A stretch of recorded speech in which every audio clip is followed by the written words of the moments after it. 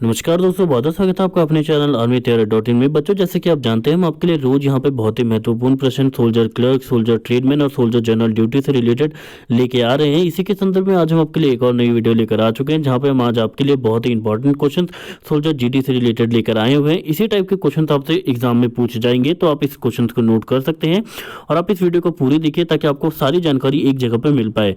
साथ में बच्चों, हम आपको ये भी बता देना चाहते हैं, अगर आपने हमारे चैनल को अभी तक सब्सक्राइब नहीं किया है तो आप कर लीजिए। साथ में उसके बगल में जो बेल आइकन है उसको जरूर दबाइए ताकि आपको हमारी हर वीडियो का नोटिफिकेशन मिल पाए।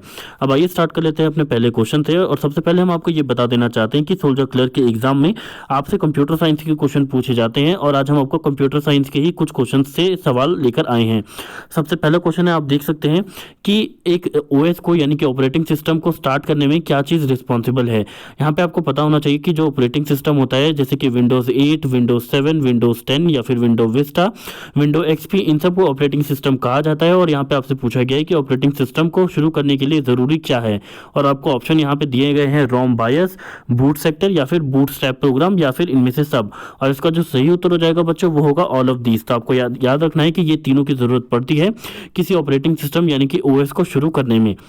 नेक्स्ट क्वेश्चन की बात करें यहाँ पे, तो आपसे पूछा जा रहा है कि इनमें से कौन सा एक इम्पैक्ट प्रिंटर नहीं है। यहाँ पे आपको चार ऑप्शन भी देखने को मिल रहे हैं, laser printer, daisy wheel, dot matrix या फिर बी और सी में से कोई एक आंसर है। और इसका जो सही उत्तर हो जाएगा वो होगा लेजर प्रिंटर। तो आपको याद रखना है कि जो लेजर प्रिंटर है वो एक इम्पैक्ट प्रिंटर नहीं है। यहाँ पे आप हमको कॉमेंट बॉक्स में बताइए कि यहाँ पे इंकजेट प्रिंटर किसे कहा जाता है। नेक्स्ट क्वेश्चन की बात करें तो यहाँ पे आपसे पूछा जा रहा है कि MS एक्सेल, जिसे माइक्रोसॉफ्ट ऑफिस का एक्सेल भी कहा जाता है, उसमें अगर आप कंट्रोल+A दबाते हैं तो इनमें से क्या होता है। यहाँ पे आपको ऑप्शन दिया गया है, जो पूरी सेल्स होती है वो डिलीट हो जाती है, या फिर जो पूरी वर्कशीट जिस पे आप काम कर रहे हैं वो सेलेक्ट हो जाती है, या फिर पूरी रो डिलीट हो जाती है, या फिर इनमें से कुछ नहीं होता। और इसमें से जो सही उत्तर हो जाएगा वो होगा बी, यानी कि पूरी की पूरी जो वर्कशीट होती है वो सेलेक्ट हो जाएगी। तो आपको याद रखना है, अगर आप MS एक्सेल यूज़ कर रहे हैं और अगर आप उसमें कंट्रोल+A दबाते हैं कीबोर्ड में तो पूरी की पूरी शीट सेलेक्ट हो जाएगी। नेक्स्ट क्वेश्चन की बात करें यहाँ पे, तो आपसे वो पूछा जा रहा है, ये भी कंप्यूटर से रिलेटेड है। आपसे यहाँ पे पूछा गया है कि अगर मेल मर्जर के ऑप्शन में यूज़र क्या क्या कर सकता है। जो मेल मर्जर का ऑप्शन रहता है उसमें यूज़र क्या क्या कर सकता है। तो यहाँ पे आपको कुछ कुछ ऑप्शन दिए गए हैं कि कोई भी नया डेटा नहीं बना सकता है, या फिर नया डेटा बना सकता है पुराने वाले एड्रेस को लेके, या फिर दोनों के दोनों कर सकते हैं, या फिर इनमें से कुछ भी नहीं हो सकता है।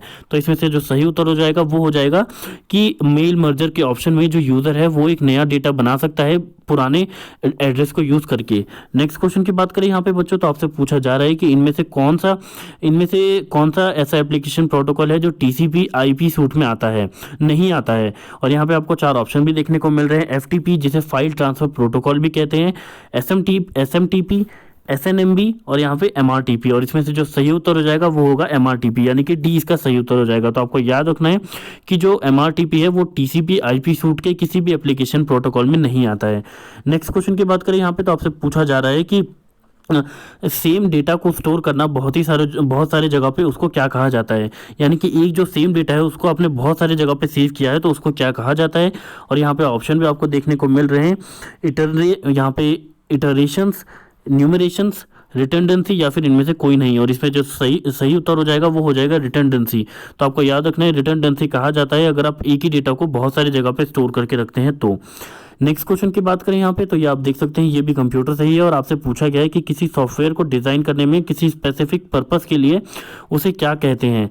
और आपको यहाँ चार ऑप्शन भी देखने को मिल जाएगा, application program, assembly program, system program या फिर इनमें से कोई नहीं। और आपसे क्वेश्चन पूछा गया था कि किसी सॉफ्टवेयर को डिज़ाइन करने के लिए उसका स्पेशल पर्पस अगर हो तो उसको क्या कहा जाता है। और इसमें से जो सही उत्तर हो जाएगा वो होगा एप्लीकेशन प्रोग्राम उसको कहा जाता है। साथ में बच्चों, आज हम आपके लिए कुछ इंग्लिश के भी क्वेश्चन लेकर आ गए हैं जो कि आपके क्लर्क के आने वाले एग्जाम में बहुत ही महत्वपूर्ण हो सकते हैं। और आज जो हम इंग्लिश के क्वेश्चन लेकर आए हैं वो आपके लिए सिनोनियम और एंटोनियम से रिलेटेड है। यानी कि सिनोनियम का मतलब आपको पता होना चाहिए कि सेम किसी वर्ड का सेम मीनिंग, और एंटोनियम का मतलब किसी वर्ड का अपोजिट मीनिंग। तो यहाँ पे आपसे सिनोनियम पूछा जा रहा है इनोसेंट का। तो यहाँ पे आपको चार ऑप्शन भी दिए गए हैं, प्योर, गिल्टी, सिंफुल या फिर कनिंग। और इसमें से जो सही उत्तर हो जाएगा, जो बहुत ही उपयुक्त आंसर है वो होगा ए, यानी कि प्योर। आपको पता है गिल्टी जो है, सिंफुल, कनिंग, ये तीनों चीज़ इनोसेंट के बहुत ही अपोजिट है। इनोसेंट यानी कि बहुत ही, आपको पता होना चाहिए, बहुत ही प्योर इंसान को कहते हैं इनोसेंट, और इसी हिसाब से ए इसका सही उत्तर होगा। अब आपको नेक्स्ट क्वेश्चन में पूछा गया है यहाँ पे एंटोनियम यानी कि अपोजिट मीनिंग वर्डेंट का, और यहाँ पे आपको 4 ऑप्शन भी देखने को मिल रहे हैं, फ्लोरिशिंग, ब्लूमिंग, डाइंग या फिर लश। और आपको पता होना चाहिए कि वर्डेंट का जो मीनिंग होता है वो होता है ब्लूम करना, यानी कि किसी चीज़ का खिलना। तो यहाँ पे आपको जो फ्लोरिश नहीं होगा, ब्लूमिंग नहीं होगा, ना ही लश होगा। इसका जो सही उत्तर होगा वो होगा डाइंग यानी कि मरना। नेक्स्ट क्वेश्चन की बात करें जो कि आज हमारा आखिरी क्वेश्चन है, यहाँ पे आपसे सिनोनियम यानी कि समटर्स का सेम मीनिंग पूछा जा रहा है। 4 ऑप्शन भी आपको देखने को मिल रहे हैं यहाँ पे, बैड, सुपर्ब, अनइम्प्रेसिव और पुअर। और यहाँ पे समटस का जो सेम मीनिंग होता है वो होता है बच्चों यहाँ पे सुपर्ब। इसका जो सही उत्तर हो जाएगा वो होगा सुपर्ब। आपको ध्यान रखना है कि इसके अपोजिट मीनिंग यहाँ पे आपको ए सी और डी में दिया गया है। तो हम आशा करते हैं आपको ये हमारे क्वेश्चन अच्छे लगे होंगे। आप इन क्वेश्चन को नोट कर सकते हैं। साथ में अगर आप इसी तरीके के क्वेश्चन सॉल्व करना चाहते हैं तो आप हमारी बुक को भी डाउनलोड कर सकते हैं। बुक का लिंक आपको हमारे पहले कमेंट में और डिस्क्रिप्शन बॉक्स में देखने को मिल जाएगा। इस बुक का जो प्राइस है वो हमने मात्र 40 रुपये आपके लिए रखा है, और इस बुक के अंदर आपको 1000 से ज़्यादा सॉल्व करने के MCQ मिल जाएंगे। तो हम आशा करते हैं आपको हमारी तरफ से सारी जानकारी मिल गई होगी। धन्यवाद दोस्तों, जय हिंद, जय भारत।